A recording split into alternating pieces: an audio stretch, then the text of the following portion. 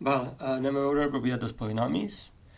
Ja que hem vist la factorització, podem veure que un polinomi de grau n el podem expressar com a màxim amb n factors del tipus x menys a, o sigui, polinomis de grau 1, x menys b, x menys c, x menys f, i menys el que sigui.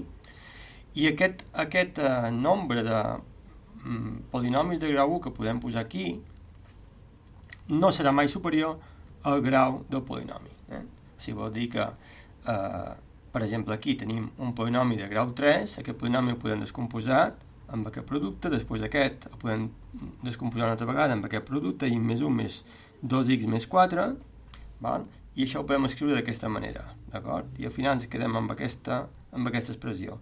Fixeu-vos que aquí que hi ha x menys 2 per x menys 1 per x menys més 2.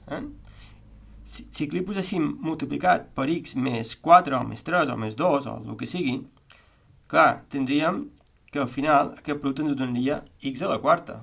Per tant, per això, com a màxim, el nombre d'arrels pot ser com a màxim el grau del polinomi. Si aquest polinomi és de grau 3, vol dir que com a màxim podem tenir 3 arrels. Quines són les arrels d'aquí?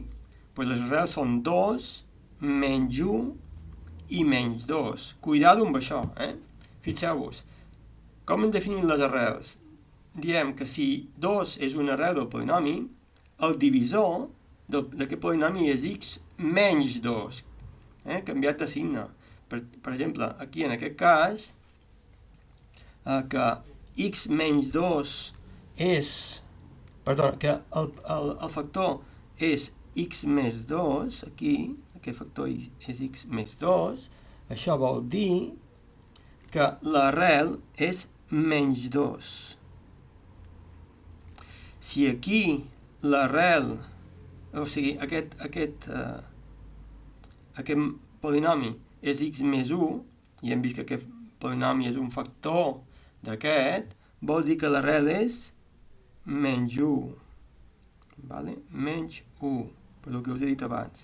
I en aquest cas, com que el polinomi factor d'aquest és x menys 2, què vol dir? Que l'arrel és més 2. Val? Fixeu-vos, Vale? Fixeu-vos com hem definit l'arrel d'un polinomi. Vale? Hem fet un vídeo anterior. Vale, això és tot de moment.